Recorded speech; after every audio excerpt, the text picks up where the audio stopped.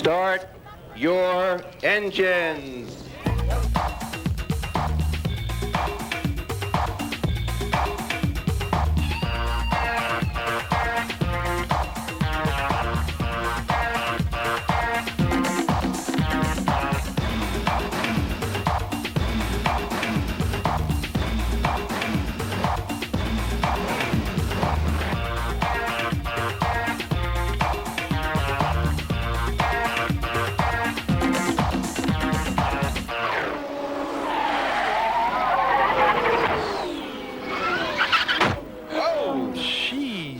Try that one more time.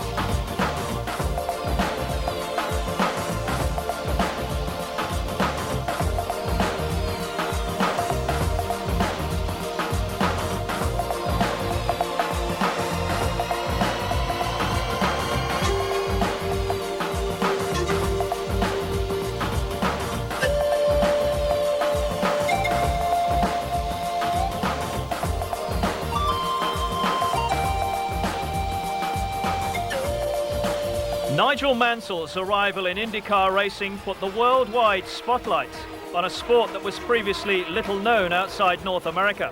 Yet it has a history stretching back to 1909.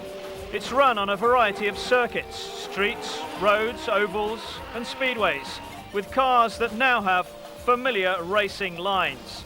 But these are heavier, stronger than most, specifically designed with safety as well as speed in mind.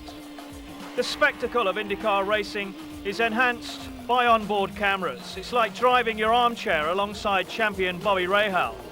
Refueling's an extra factor in IndyCar equations.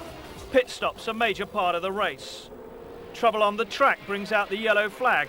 A caution, the race runs on temporarily behind a pace car at a slow speed until the incident has been cleared. A major problem brings out the safety team.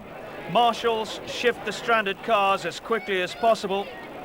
They clear up the debris, sand down the spilt oil and fuel, and generally prepare the track for the action to continue.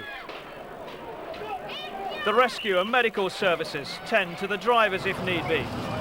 Nigel Mansell, injured in qualifying at Phoenix this year, owes much to the efficiency of the team. He was airlifted away within seconds of being pulled from the car. In April, Mansell was in hospital. He missed just one race and was able to claim the title 6 months later.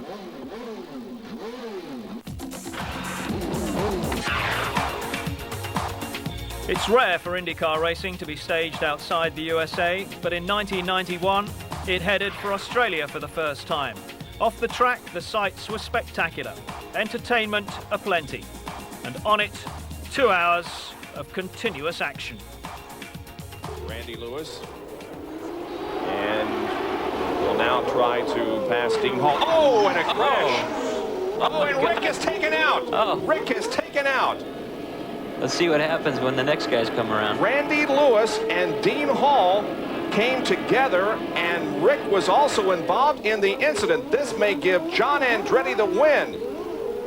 Yep, there goes John. Rick Mears trying to get the car pointed in the right direction. There he goes, lighting up the tires and taking off, but he now finds himself as the pursuer. Unbelievable turn of events here in this first IndyCar race of the year. Terrible luck. Let's take a look at what happened.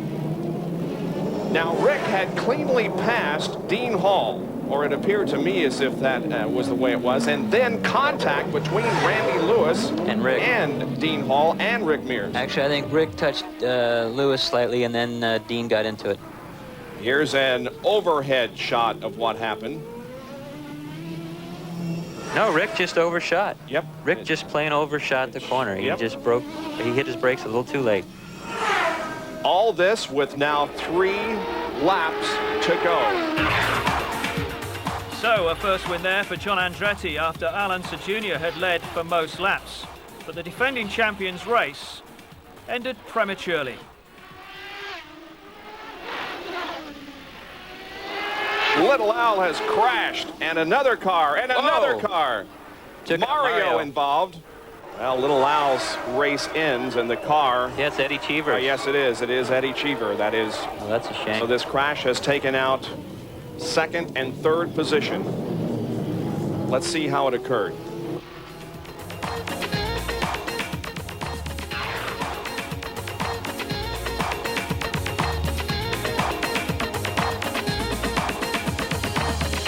Well, Unser was unlucky. A series of contributory factors there on a tricky section of circuit. 3 of the biggest names in IndyCar racing sidelined in one incident. Bobby Rahal squeezing past the slow-moving back marker, but Unser Jr. couldn't follow him through the decreasing gap. So he's into a skid and a slide, up on the curbs, out of control, and knows this is the end for him. Cheever and ultimately Mario Andretti colliding with Unser's stranded car, and the VIPs there in the garden party having a close-up view. But the sheer helplessness of sitting in a stranded car on the racing line or just off it illustrated here, and a testament to the bravery of the drivers and the strength of the cars.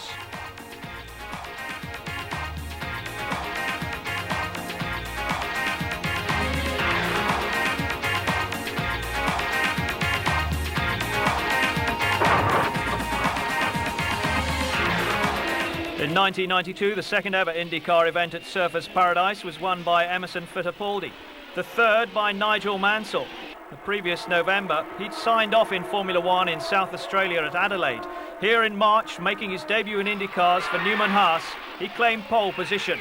Then, after a series of delays, battled his way back into the lead, and by the end of 65 laps, he'd recorded a momentous win and served notice of his championship ambitions. A popular victory. He's a tremendous following in Australia.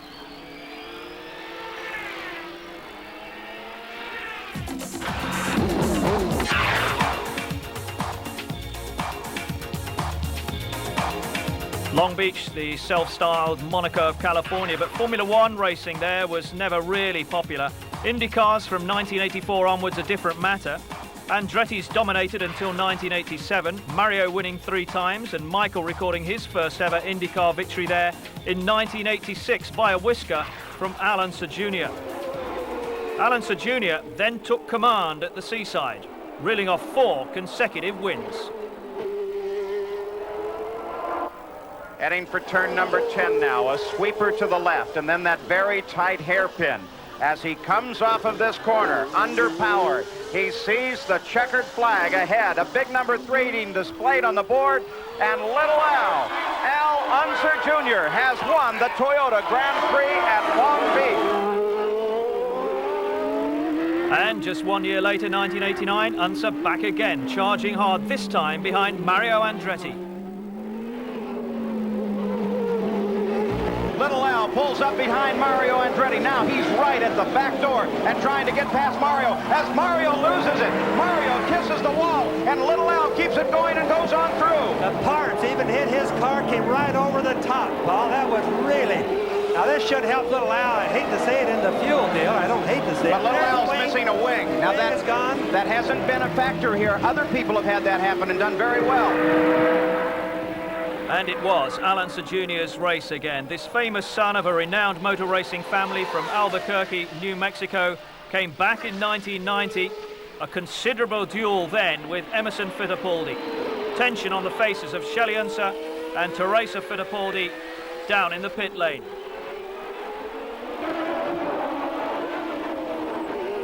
And here is Unser Jr. protected now by the traffic car of Didier Taze as he comes to the 11th and final turn.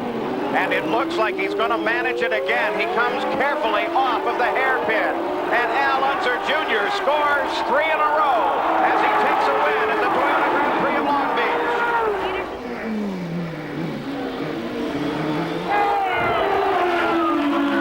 Almost anything could go wrong now, and he could roll to the finish ahead of Ray Hall.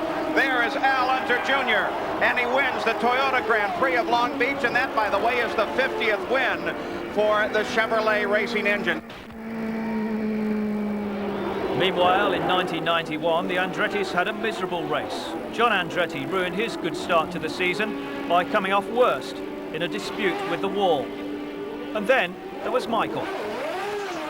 Michael's away. Let's go to Gary Gerald. Gary? And they finished service on Emerson Fittipaldi, and this is a quick stock, Jack. It was right around 11 seconds, but problem on pit road. Terrible crash. It looked like the Andretti car for a second there as he came over the top of Fittipaldi. Here is Fittipaldi. As he started to move away, they waved him out. He pulled out and pulled fairly wide as he came out to avoid that pit in front of him. And there came Michael with no place to go, hit the brakes. Fittipaldi didn't have much choice, though. Well, there wasn't any choice. That was, in a way, an unavoidable accident. It's a serious accident. It almost got Michael on his head, but what would Fittipaldi do? A sight that became all too familiar during Michael Andretti's brief time in Formula One with McLaren in 1993, but not his fault there at Long Beach. A year later in Toronto, almost a repeat of that pit lane incident, Michael sent out simultaneously with Bobby Rahal. Andretti making a rapid departure, having led the early stages. Rahal not as quickly away, and another collision only narrowly avoided. Moment of consternation for Rahal's partner, Carl Hogan. 1993, and the Rookie of the Year, Stefan Johansson, running for the first time at Long Beach. But before the green flag flew, his race was over.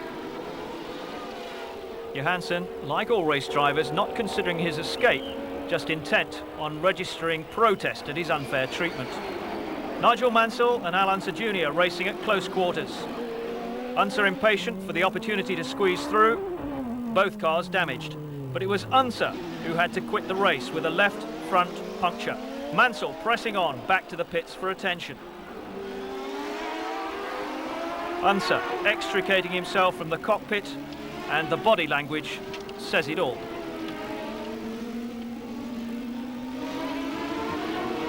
Not the end of incidents during the race. Eddie Cheever and Robbie Gordon in dispute at the hairpin.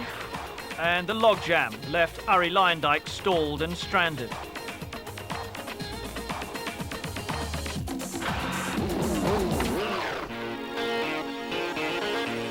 In the hothouse of America, a 4-turn, 1-mile oval that in its 30-year history has caught out some famous names. In 1990, Dominic Dobson, driving for Bayside, paid the penalty for a slight misjudgment. This was Bobby Rahal's view of Roberto Guerrero's crash the same year. And 12 months later, Scott Goodyear, the Canadian, sampled the unforgiving nature of the Phoenix walls. That was shortly before Guido Dacco came a cropper, running high on the 11-degree banked turns. Jimmy Vasser escaped without serious damage at turn 1, but also demonstrated here the art of avoiding chaos, which has to be perfected on an oval.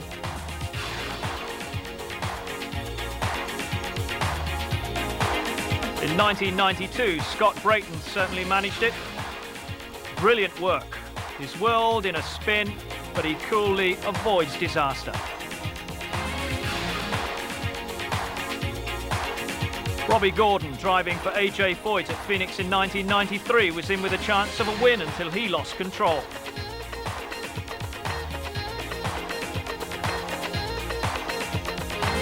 Survival not the name of the game for these fellows. It's competing and winning. That's something Paul Tracy grew accustomed to in 1993, but in the early part of the season, his adventurous escapades drew more than a little criticism. But Phoenix can catch out the best of them. Emerson Fittipaldi never won at Phoenix and wasn't due to in 1993 either. The most infamous incident of all, Nigel Mansell at 182 miles an hour. The impact considerable, the work of the marshals and medics superbly efficient though, and the durability of Mansell, remarkable. No one ever in the history of Phoenix Raceway has ever punched a hole in the concrete wall.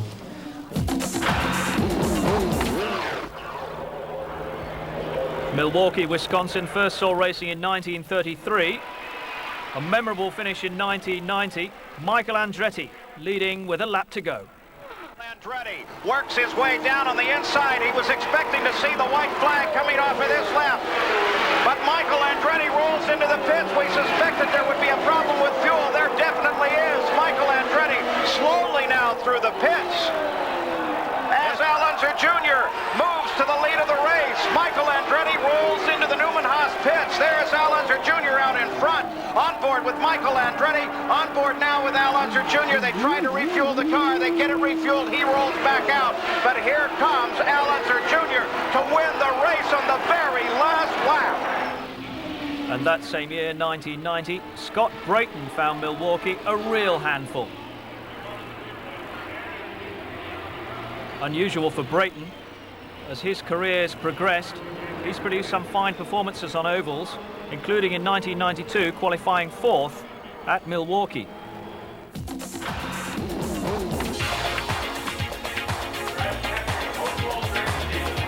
The original downtown Detroit street circuit in use from 1989 to 1991 had its share of spectaculars, including in its last year, Emerson Fittipaldi the winner, although Michael Andretti started from pole. He was soon elbowed aside by Arie Luyendyk, so Michael was on his way into the pits for urgent repairs. Further up the circuit, a safety truck trying to pull a stranded car clear when Mario Andretti arrived on the scene, to the consternation of everybody, including the commentators. Now, you know that the flagmen were working on the other side to alert him there was a condition on the other side of the corner, but right in the line was that safety vehicle, and there's Michael getting into it. Well, now Michael and Mario, to be really, I mean, everybody else got through. 1992, the first race on Belle Isle Park, Detroit. This time Michael Andretti battled with Paul Tracy. Tracy slipping by the defending champion with an outrageous maneuver to lead after 37 laps. But Andretti came back, although he was never completely in control. Wow! And Michael Andretti bounces off the back of Unser Jr., ricochets off the wall, and he continues on. Well, what a race. I mean, I don't know where they've hit the wall, bumped each other so many times here. You wonder how they keep running. Andretti and Tracy had a 70-lap battle, Tracy enhancing his reputation and demonstrating he had little respect for anyone else's. But 21 laps from home, Andretti and Tracy, concerned about each other, allowed Bobby Rahal through to take his first ever win in Detroit on his way to his 3rd championship. Michael Andretti home 4th eventually after his suspension gave way. Tracy retired with gearbox trouble. Scott Pruitt's 92 season was only average. He didn't enjoy Detroit much. He was out just after halfway when only the brakes seemed to be still working on his car. Old adversaries from Formula One, Eddie Cheever and Christian Danner, renewed acquaintance. Cheever with a less than friendly greeting. And in 1993, Emerson Fittipaldi looking for points at Detroit, but he didn't find any. Fittipaldi's stated dislike is driving on the freeways in America. You'd have thought this might have been good preparation, though safer, of course. And the chance of applause on the New Jersey Turnpike, well, that's unlikely.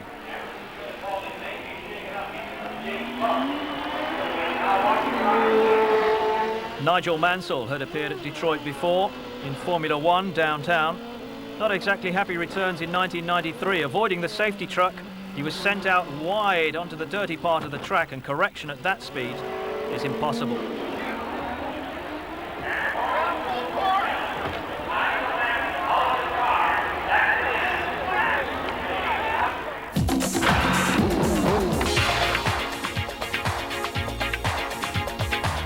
Cleveland's a 10-turn temporary course around the Burke Lakefront Airport, a favourite circuit of Emerson Fittipaldi and Danny Sullivan, but no happy memories for John Andretti from 1991. The runways are wide enough to take a jumbo jet, but Andretti found that it was easy to run out of room at 120 miles an hour when the back wheels seemed to have a mind of their own. And although the cars left badly mangled, The strength of the monocoque means the driver's fit to try again another day. Bangs and crashes are not the only hazards facing drivers, as Unser Jr. discovered when he called into the pits there in 1990. And the fuel is gushing out, fuel everywhere, there's fire. A fire in the pits as two of the crew members come over, and pandemonium down in the gallows pit. Unser Jr. comes out of the car. They dump water on him, but he wants to stay in. Now he decides he's out of there, and with the help of his crew, he climbs out of the car just that quickly and lights up. The only damage to Shelley Unser's hairstyle. Unser was taken to the medical center in the safety truck. A lucky escape. The methanol fuel burns with an invisible flame. Water douses it completely. Prompt action here prevented serious injury.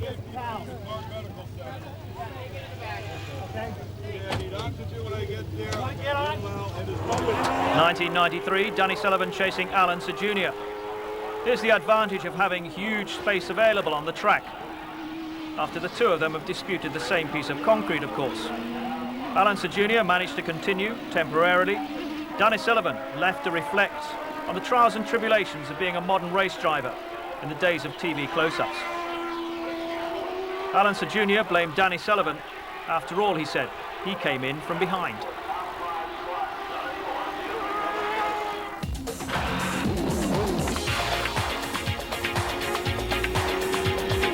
The temporary course at Meadowlands in the shadow of the Giant Stadium in New York was used between 1984 and 1991. In 1990, Mario Andretti was anticipating a standard left turn as Bobby Rahal spotted what he thought was a gap he could drive through down the inside. Not a manoeuvre that impressed the experienced Andretti. Now, if Arie Luyendyk ever gets a job with his sponsors, don't expect the pizza on time. What in the world? That is incredible. Now he's going up the road to try to turn around. He's back over headed for Giant Stadium. Maybe he knows something we don't, but there he goes. Now he's turning it around in the parking lot at Giant Stadium and heading back to the racetrack. I wonder what he's going to do when he meets those cars head on coming down to turn one. That's the other thing. Now they've sent safety equipment after him to see if they can do anything, but he must have pulled up and stopped because he didn't come back. And a year later, Jeff Andretti and Tony Bettenhausen disputing the same line at Meadowlands, and the result really shouldn't be shown until after 9 o'clock in the evening. These two drivers are now rarely seen in IndyCar racing. Bettenhausen runs Stefan Johansson in the championship though, and he's a wee bit more successful at that.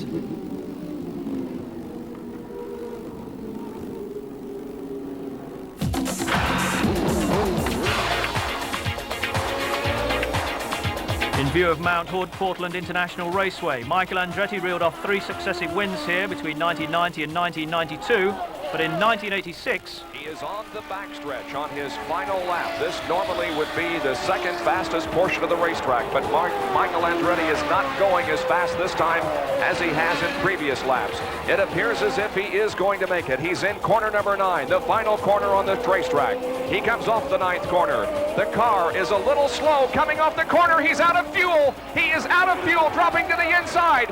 And here comes the finish line. Who's going to win it? I think it's impossible to say at this point who won the race. It looks like Mario. Unbelievable. Michael ran out of fuel as the car came off the 9th corner. He dropped to the inside. Mario and Little Al were coming quickly. They pulled up and they finished literally side by side at the start-finish line. It appears as if Mario might have won, but we're going to hold off any definite conclusion on that until we can study perhaps the videotape.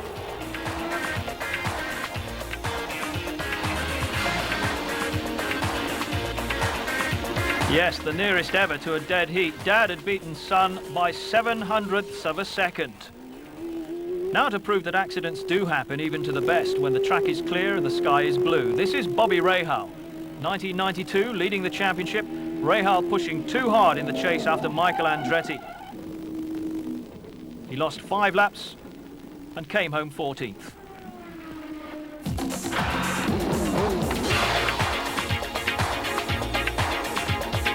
The annual 300-kilometre race round Exhibition Place in Toronto, normally an eventful occasion, 1991 no exception.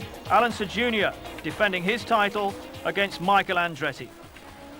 Just watch the Lady Marshal in this clip. And here's Unser Jr. Boy, look at that maneuver. He slaps the brakes hard, but Derek, as you pointed out, it is awful tough to outbrake an Andretti. Well, and I think he's hit the wall with the left side suspension. Unser Jr., yes, I think he did. He's in all sorts of trouble. Very definitely. He tapped the wall coming off of that corner, and that got the left front, and that damage will spell the end of Unser Jr.'s day. Now a chance for another look at the pits incident in 1992. Michael Andretti, knowing he was on his way to Formula One, he wanted to beat Bobby Rahal for the title. But this episode almost put an end to both their chances in the race. Rahal had to stop later for a splash of fuel. That lost him the win. Michael Andretti taking the points, but 65,000 could easily have been denied an excellent race.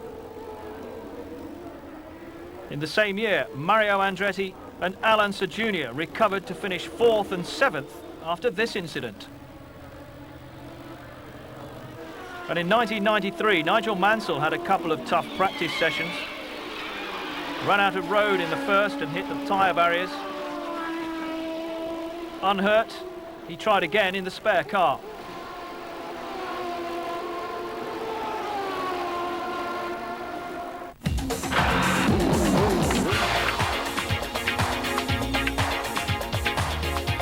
These days there are only two 500-milers in the Indycar calendar, Indianapolis itself and Michigan, a 2-mile, 4-turn banked oval. The Andrettis, Unsers, Rahal, Mears and Fittipaldi all starred here before Nigel Mansell arrived on the scene in 1993. The first 500 was here in 1981. For the spectators ever since, it's been riveting.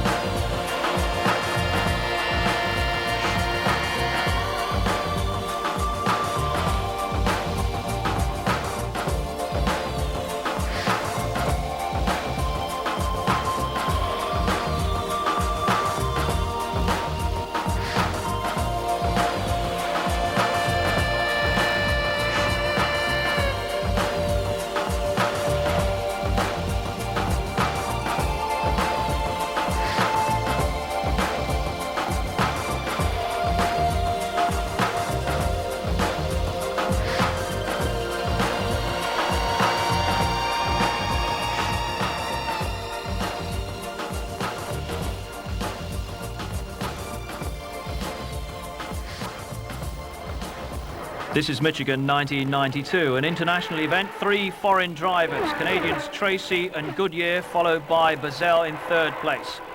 17 laps left. Goodyear tries to find a position high. Boiselle is also closing on Paul Tracy.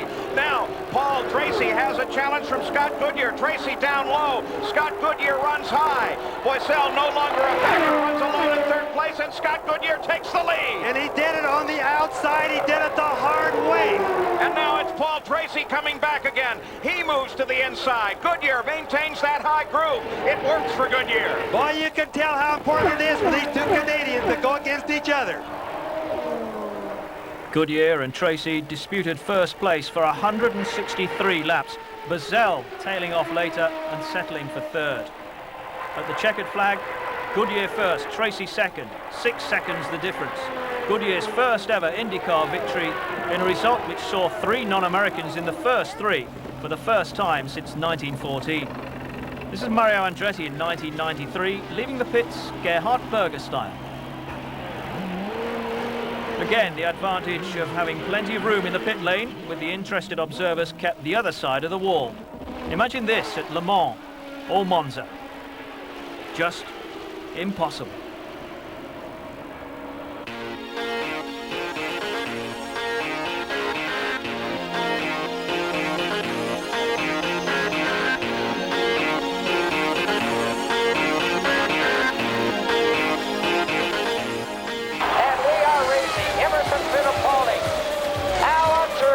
Behind Steva. Al Unser trying to get around Steva. He can't do it. Al Unser trying to get around Steva to catch up with Emerson Fittipaldi. Al Unser trying now to overtake Steva. He's taking it there on the back stretch. Al Unser moving in on Emerson Fittipaldi. But Tills, Tom Steva still shutting him off. Tom Steva shutting him off. Emerson Fittipaldi still out in front. Emerson Fittipaldi still out in front. Unser still trying to get around. He can't do it. And Emerson Fittipaldi takes the checkered flag, winning the 5th 500 Michigan.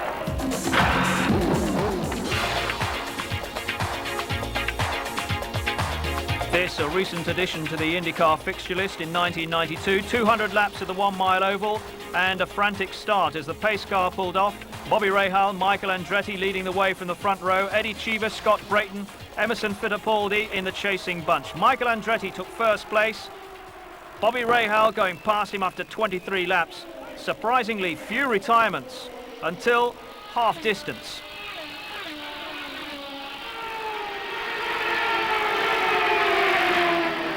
Whoa, as Raul's motor goes. Right in front of her, and he loses control. Oil on the rear wheels. Can he keep it off the wall? Yes, he does. Look at Cheever takes avoiding action, but Boiselle so lucky. 1, that he didn't take Rahal with him, and 2, that he managed to keep that car off the wall. Michael Andretti settled into a race rhythm, but he couldn't match Bobby Rahal. For the most part, the leaders avoided trouble. Andretti had swept past the back markers, Mark Grove and Jeff Wood, when they collided. Somehow, after that incident, they both managed to keep going.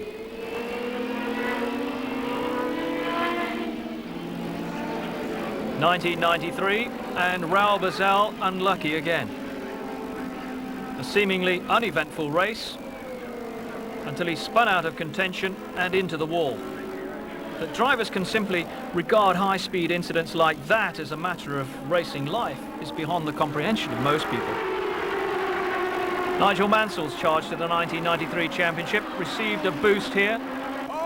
Oh, this is it. Mansell takes the lead with 4 laps to go. What a move. No question that Mansell has the best setup and perhaps even more horsepower here.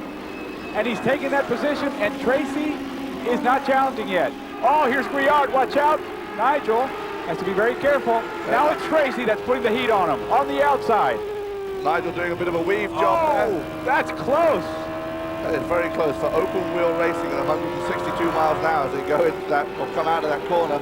Down the backstretch, 3 laps to go. Tracy right behind Nigel Mansell. This is for the win of the New Hampshire 200 on the New Hampshire International Speedway.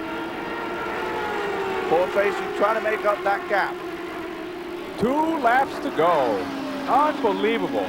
with only 3 laps to go. Nigel Mansell finally makes the move, takes the lead again.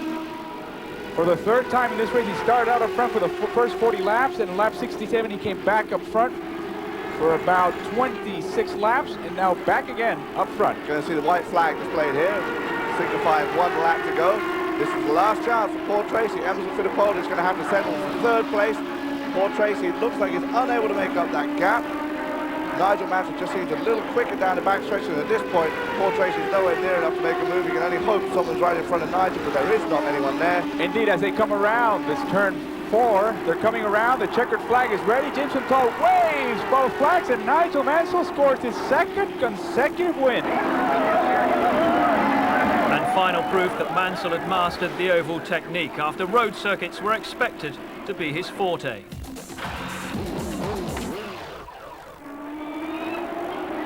Denver's been absent from the calendar for 2 years. Teo Fabi endured one of the noisiest accidents ever here in 1990. Let's listen to it again.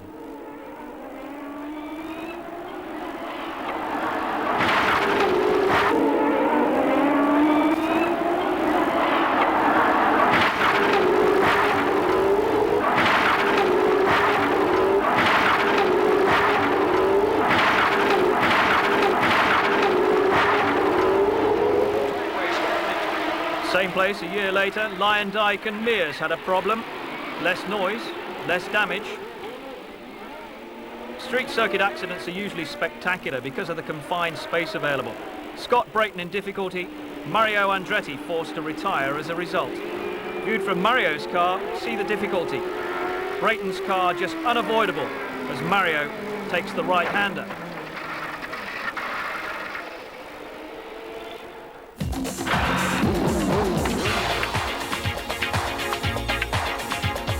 Across the frontier again to British Columbia, Vancouver hosted 4 Indycar races, the first in 1990 when Unser Jr, on his way to the title, arrived in prime form, driving for the recently merged Gallus Krakow racing team. That's Unser Jr. looking to be 4 in a row. And the checker comes out, and he's done it. History is made in Vancouver.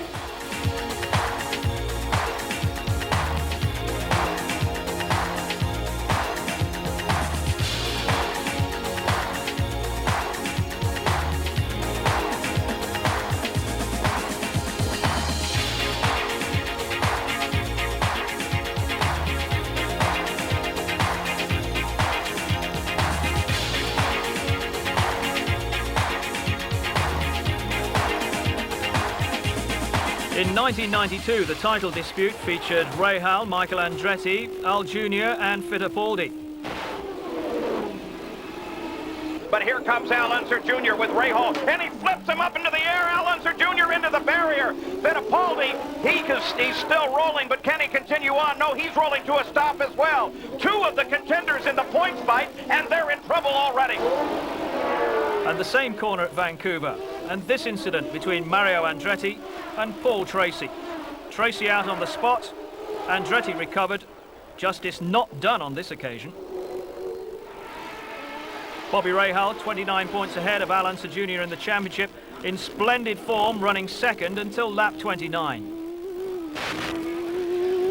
Oh, he's going down the inside. Oh, he doesn't make it. He locks the front. He touches Rahal. Rahal head on into the barrier. Exactly what everyone would fear on that team. If he can't get that car out, then Rahal earns no points. Rahal rendered helpless and pointless by Johansson. Johansson went on to finish 3rd behind Michael Andretti and Al Unser Jr. Rahal saw his points advantage in the championship whittled down to 12. 1993, Nigel Mansell and a collision in practice with Willie T. Ribbs. Thoroughly discussed afterwards. Just bad luck, said Mansell. He didn't see me coming.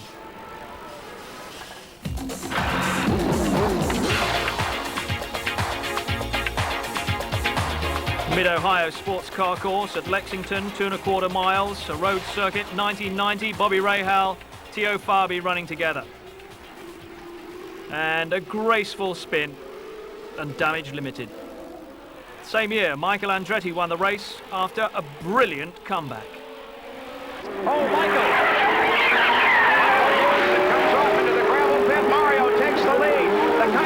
Michael can't afford, but he keeps the car's momentum going. He tries to get back on the circuit. He certainly doesn't want to get stuck. He also has to watch for oncoming traffic. Now he can light it up, get those tires dry, and come back into the action.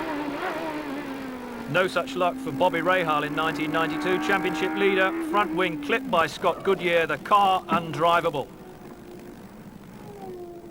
The result, unfortunate and inevitable. Rahal lost the championship lead to Unser Jr. as a result. Just 2 races left to fight back. But Rahal was unhurt and in a position to do so. 1993, Paul Tracy enlivened proceedings. No doubting the young Canadian's exciting talent, but at times it proves expensive.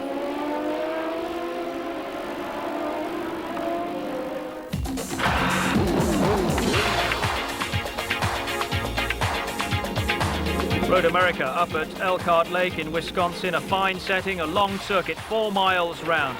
Indycars have been racing here since 1982. Hector Rabac and Jacques Villeneuve among the list of winners.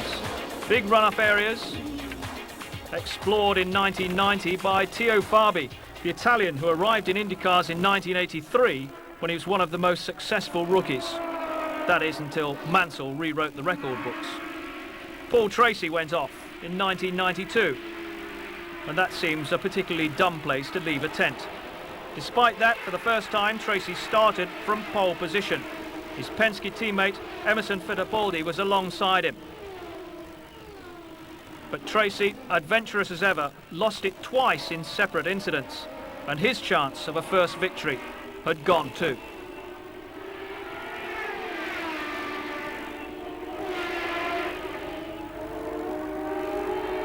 While Tracy was contributing to the drama out on the track, Michael Andretti and Bobby Rahal almost created a crisis in the pit lane.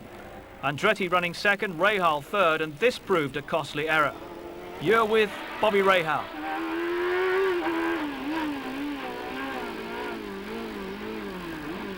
And he gets caught up behind Michael Andretti, and the teams fall over both of these cars. What an advantage. Michael's going to go all the way around. He has to. He has no choice. Rahal's team goes to work on the car. Advantage Fittipaldi at the moment, though.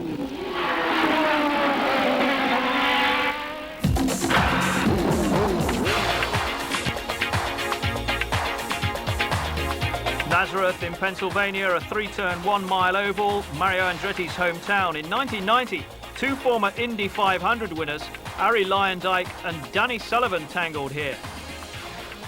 The resulting chaos brought in Unser Jr., who was on course for his first IndyCar title. Luyendyk and Sullivan had started well up the field, although neither were likely to win.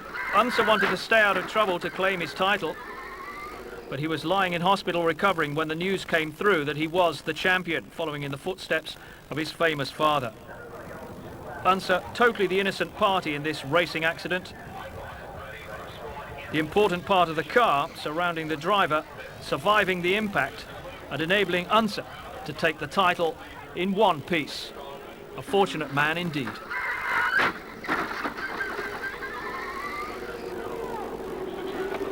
Tony Bettenhausen, in his 11th year in IndyCars in 1990, also found himself in difficulties to wrap up a mediocre season.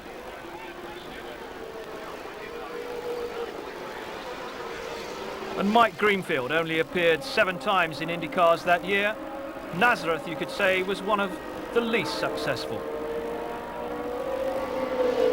1991 and another pile-up. This time, though, the leading contenders were not involved. And the green flag comes out. Bobby Rahal comes in to challenge, but he gets forced back as Fittipaldi drops into second place, and we've got trouble. Scott Pruitt gets into the wall, as does Danny Sullivan. There's another car there. Scott Pruitt, the man in trouble first, right down on the bottom of the speedway. Once Pruitt had lost control and cannoned into the wall, Sullivan, Goodyear and Wood were all left with nowhere to hide. A typical accident on an oval. Started in such a small way, built up into a big one.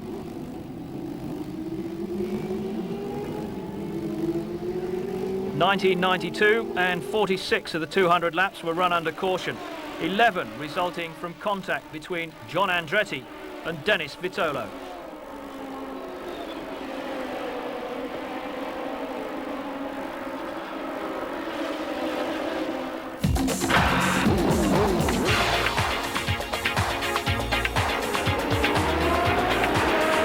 Laguna Seca since 1989, the venue for the last round of the championship. Its famous corkscrew corner, spectacular but not a factor in this incident. Synchronized spinning between Arie Luyendyk and Willie T. Ribbs in 1991. A year later, Scott Brayton had a nervous trip down pit lane. Don't try this one at home. On your way into the garage, you'll frighten the neighbours. Brayton's famous comment, winning has to do with more than getting to the checkered flag, was not repeated within his earshot after that.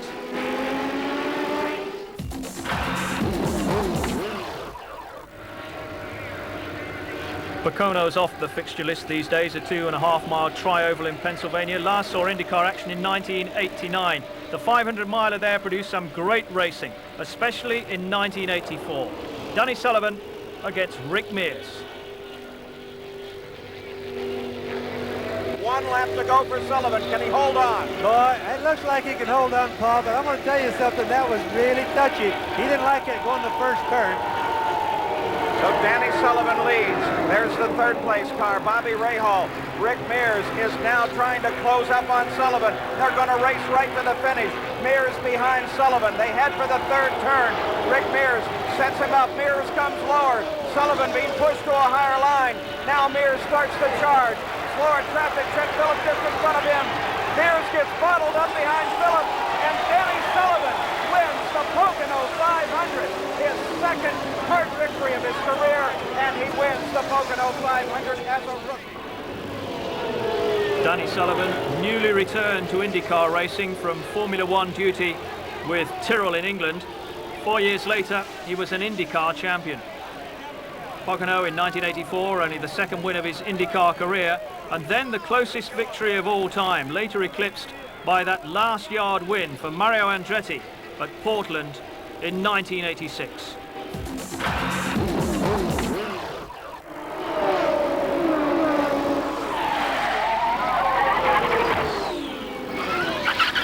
Oh, jeez. Try that one more time.